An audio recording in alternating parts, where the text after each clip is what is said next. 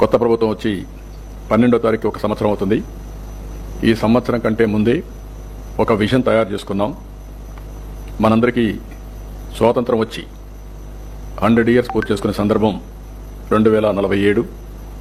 దీనికోసం భారతదేశం ప్రధానమంత్రి నరేంద్ర మోడీ గారి ఆధ్వర్యంలో వికసిత్ భారత్ 2047 ఒక విజన్ డాక్యుమెంట్ తయారు చేశారు.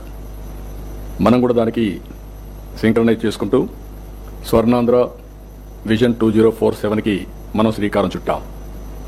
ఇందులో టాప్ 10 ప్రిన్సిపల్స్ మీరు ఒకసారి చూస్తే, పేదరికం లేని సమాజం, జీరో పావర్టీ, అదే సమయంలో P4, ఎందుకంటే ఆర్థిక అసమానతలు తగ్గించే లక్ష్యంగా P4 కూడా తీసుకొచ్చాం. ఇంకొక పక్క ఉద్యోగ కల్పన, అది కాకుండా మూడవది నైపుణ్యం, మానవ వనరుల అభివృద్ధి, నాలుగవది నీటి భద్రత, తాగడానికి కానీ వ్యవసాయానికి, ఇండస్ట్రీకి, water security, agritech, future is agriculture, అగ్రికల్చర్లో రైతుకు గిట్టుబాటు ధర రావాలి, ఆదాయం పెరగాలి. అందుకే ఈరోజు మనం అగ్రిటెక్ని ఫోకస్ చేస్తున్నాం, వాల్యూ అడిషన్ కూడా ఫోకస్ చేస్తున్నాం. అదే మరి అంతర్జాతీయ స్థాయి లాజిస్టిక్స్. యాజ్ ఆన్ టుడే మనం చూస్తే మన దేశంలో 14% లాజిస్టిక్స్ కాస్ట్ ఉంది, ఇంటర్నేషనల్గా చూస్తే 8% ఉంది. ఈ 6% మేక్స్ ఆల్ ది డిఫరెన్స్.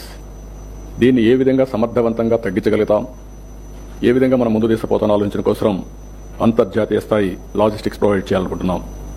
ఇంకొక పక్కన ఇంధన వనరుల సమర్థ వినియోగం. మనం ఎప్పుడు మాట్లాడినా ఓన్లీ పవర్ గురించి, ఎనర్జీ గురించి మాట్లాడతాం.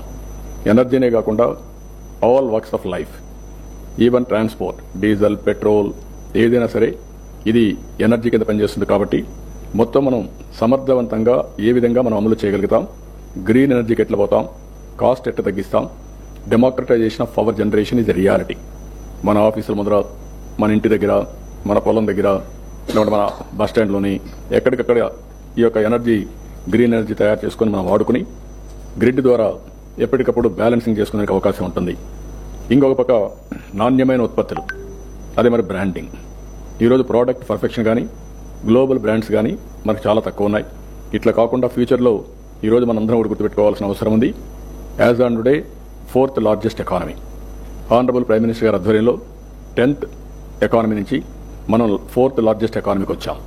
అనదర్ 2 ఇయర్స్లో మనం 3rd లార్జెస్ట్ ఎకానమీకి రీచ్ అవుతాం. అక్కడి నుంచి నిజమైన పోటీ స్టార్ట్ అవుతుంది. ఆ పోటీని మనం ఒకసారి చూస్తే మనకంటే ముందుండే చైనా 4.5 times మనకంటే జీడీపీలో ఎక్కువ ఉన్నారు. దాని తర్వాత ఉండే అమెరికా మనకంటే 7 to 7.5 times ఎక్కువగా ఉన్నారు. కాబట్టి మనం కూడా హార్డ్ వర్క్ చేసి పోరాటం చేస్తే తప్ప, గట్టిగా ప్రయత్నం చేస్తే తప్ప ఆ స్థాయికి మనం రీచ్ కాం. ఇంకొక పక్క మన దేశానికి కొన్ని అడ్వాంటేజెస్ కూడా ఉన్నాయి. ఈ విషయం కూడా మీరు అందరూ గుర్తుపెట్టుకోవాల్సిన అవసరం ఉంది. రైట్ టైం ఎకనామిక్ రిఫార్మ్స్, కొంత లేట్ అయినా సరైన సమయంలో ఎకనామిక్ రిఫార్మ్స్ వచ్చాయి. దానివల్ల ఆలోచన విధానం మారింది. ఇంకో సంపద సృష్టించడం సునాయాసమైంది. ఆ తర్వాత డెమోగ్రఫీ. ఇంకొక పక్కన మీరు చూస్తే ఫస్ట్ మోర్ అడ్వాంటేజ్ అని ఐటీ. mid-90s ఐటీలో మనకు అడ్వాంటేజ్ వచ్చింది. కంట్రీ యాజ్ సచ్ దాంట్లో ముందు అడ్వాంటేజ్ తీసుకుని ఆంధ్రప్రదేశ్ గవర్నమెంట్ ముందుకు పోగలిగాం, ఆనాటి గవర్నమెంట్. దానివల్ల తెలుగు వాళ్ళకి ఫర్దర్ అడ్వాంటేజ్ వచ్చింది. ఈ రెండు కాకుండా 2000 ప్రాంతంలో మీరు ఒకసారి చూస్తే డెమోగ్రఫిక్ డివిడెంట్, ఇది ఒక పెద్ద అడ్వాంటేజ్ మనకు. ప్రపంచంలో యంగ్స్టర్స్ ఉండే ఏకైక దేశం భారతదేశం. ఎప్పుడైతే యంగ్స్టర్స్ ఉండి టెక్నాలజీ అడాప్ట్ చేసుకుని ఈ యొక్క రిఫార్మ్స్ పూర్తి తీసుకుని వెల్త్ క్రియేషన్కి, సర్వీస్ డెలివరీకి ముందు పోగలుగుతున్నారో ఈరోజు ప్రపంచం మొత్తం మన వాళ్ళు రాణించే పరిస్థితికి వచ్చారు. ఈరోజు ప్రపంచంలో మీరు ఒకసారి చూస్తే హైయెస్ట్ పర్ క్యాపిటల్ ఇన్కమ్ ఎవరంటే ఇండియన్స్, అందులో 30-35% తెలుగు కమ్యూనిటీ. ఇలాంటివి వచ్చినప్పుడు దీన్ని లాజికల్గా తీసుకుపోవాలంటే చైనా కంటే బెటర్గా, అమెరికాతో ధీటుగా పోవాలంటే చాలా ఎఫర్ట్ చేయాల్సిన అవసరం ఉంది. అందుకనే ప్రోడక్ట్ పర్ఫెక్షన్, బ్రాండింగ్ చాలా ఇంపార్టెంట్. అదే మనకి స్వర్ణాంధ్ర, స్వచ్ఛాంధ్రలో స్వచ్ఛ భారత్లో భాగంగా మనం కూడా 3వ శనివారం ఈ యొక్క స్వచ్ఛ ఆంధ్రప్రదేశ్ కార్యక్రమానికి శ్రీకారం చుట్టాం. సర్క్యులర్ ఎకానమీకి శ్రీకారం చుడుతున్నాం. వేస్ట్ ఎనర్జీకి పోతున్నాం. దీన్ని లాజికల్గా తీసుకెళ్లి మనం ఒకసారి స్వచ్ఛాంధ్ర పర్ఫెక్ట్గా ఇంప్లిమెంట్ చేయగలిగితే భవిష్యత్తులో ఎక్కడికక్కడ టూరిజం కానీ అన్ని రంగాల్లో బ్రహ్మాండమైనటువంటి మనకు అడ్వాంటేజ్ వచ్చే పరిస్థితి వస్తుంది. ఇది కాకుండా 10వది మీరు ఆలోచిస్తే డీప్ టెక్. ఈ డీప్ టెక్తో టెక్నాలజీ బాగా మెచ్యూర్ అయింది. ఇక్కడుండే ఎమ్మెల్యేస్ అందరం ఉన్నాం, ఎంపీలు ఉన్నారు, అధికార యంత్రాంగం ఉంది. ఈరోజు మనందరం కూడా వాట్సాప్ గవర్నెన్స్ ద్వారా దగ్గర 450 సేవల్ని మనం ఆన్లైన్లో ప్రొవైడ్ చేస్తున్నాం. ఇంకొక 12వ తారీఖు ఇంకా ఒక 20-30 పెరుగుతాయి. అల్టిమేట్గా 2 నెలల్లో 100% సర్వీసెస్ అన్ని వాట్సాప్లో ఇచ్చే అవకాశం వస్తుంది. గవర్నమెంట్లో కూడా హిస్టారికల్ డేటా ఉంది డిఫరెంట్ డిపార్ట్మెంట్స్కి. ఇప్పుడు ఏఐ వచ్చింది, క్వాంటమ్ కంప్యూటింగ్ వచ్చింది. దీనివల్ల రాబోయే రోజుల్లో మీరు చూసినప్పుడు హిస్టారికల్ డేటా ఉంది, గ్లోబల్ నాలెడ్జ్ ఉంది, టూల్స్ రెడీగా ఉన్నాయి. ప్రజెంట్ కావాల్సినటువంటి నాలెడ్జ్ని మీరు ఒకసారి చూస్తే ఇన్ఫర్మేషన్ని సెటిలైట్ ద్వారా, డ్రోన్ ద్వారా, సీసీటీవీ కెమెరా ద్వారా, ఐఓటీస్ లేకపోతే వేరబుల్స్, ఇంకొక పక్కన ఏవే సెన్సార్స్ ఇవన్నీ వచ్చేసాయి. ఇవి వచ్చినప్పుడు రియల్ డేటా వస్తుంది. అవేర్ అని ఒక వ్యవస్థ పెట్టాం. 40 పారామీటర్స్ రియల్ టైంలో మనం మానిటర్ చేయబోతున్నాం. ఆటోమేటిక్గా అవేర్కి వస్తే అక్కడి నుంచి ఏ ఇన్ఫర్మేషన్ కావాలన్నా air quality, air direction, wind direction, అదే మరిగా టెంపరేచర్, లేకుంటే cyclone prediction, thunderbolt prediction, flood management, లేకుంటే రిజర్వాయర్స్ వాటర్ లెవెల్స్, ఇలాంటివి ఒక 40 దాకా ఈజీగా మనం ఐడెంటిఫై చేసే పరిస్థితికి వస్తున్నాం.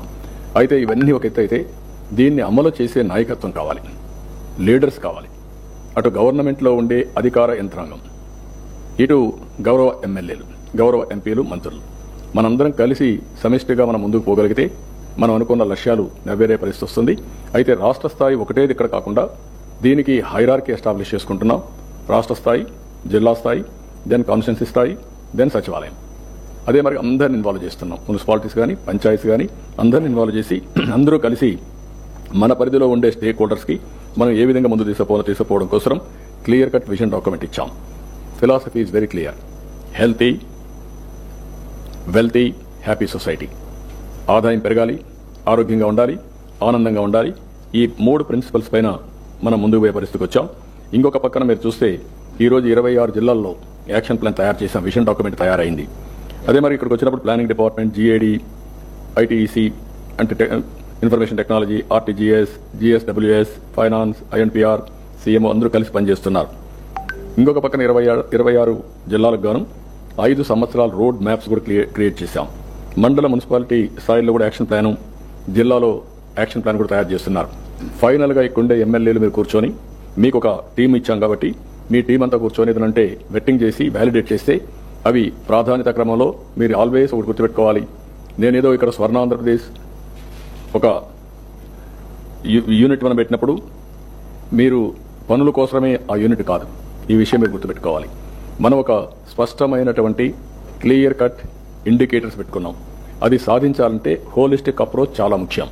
అదే సమయంలో ప్రజా సమస్యలను కూడా పరిష్కారం చేసుకోవాల్సిన బాధ్యత మీ పైన అందరిపైన ఉంది. దాన్ని ఏ విధంగా చేయాలనుకున్నప్పుడు మనం 175 నియోజకవర్గాల్లో ఏవైతే మన స్వర్ణ నియోజకవర్గ రిపోర్ట్లని మనం తయారు చేసుకోవాల్సిన అవసరం ఉంది.